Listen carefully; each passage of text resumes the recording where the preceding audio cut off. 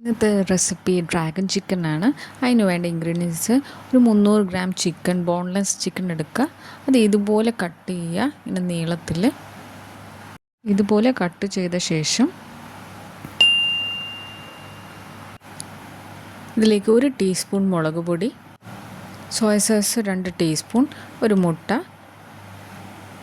1 teaspoon ഉപ്പ്, 2 table spoon cornflour, 1/2 teaspoon ginger garlic പേസ്റ്റും കൂടെ എല്ലാം കൂടെ മിക്സ് ചെയ്ത് ഒരു 10 മിനിറ്റ് നമുക്കിത് റെസ്റ്റ് ചെയ്യാൻ വെക്കാം.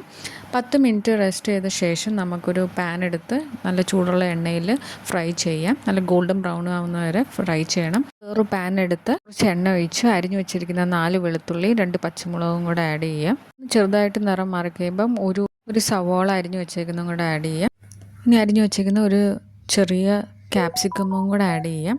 ഇതിൻ്റെ എല്ലാം നിറം മാറിയ ശേഷം 1 table spoon tomato sauce, 2 table spoon soya sauce, 1 table spoon red chilli സോസും കൂടെ ഒഴിക്കുക. ഇതിലേക്ക് 1 ടീസ്പൂൺ ചില്ലി ഫ്ലെക്സും കുറച്ച് കാഷ്യൂ നട്ട്സും കൂടെ ആഡ് ചെയ്ത് ഫ്രൈ ചെയ്ത ആ ചിക്കനും കൂടെ ഇതിലേക്ക് ആഡ് ചെയ്തിട്ട് ഒരു 2 മിനിറ്റ് ഒന്ന് കുക്ക് ചെയ്യാം. കുക്ക് ചെയ്ത ശേഷം നമുക്ക് സ്റ്റൗ ഓഫ് ചെയ്ത് പ്ലേറ്റിലോട്ട് സെർവ് ചെയ്യാം. സ്പ്രിംഗ് ഓണിയനൊക്കെ ഇട്ട് ഡെക്കറേറ്റ് ചെയ്യാം. ചെയ്ത ശേഷം നമുക്ക് ഇത് സെർവ് ചെയ്യാം. എല്ലാവർക്കും എൻ്റെ റെസിപ്പി ഇഷ്ടപ്പെട്ടെങ്കിൽ ലൈക്ക് ആൻഡ് സബ്സ്ക്രൈബ്.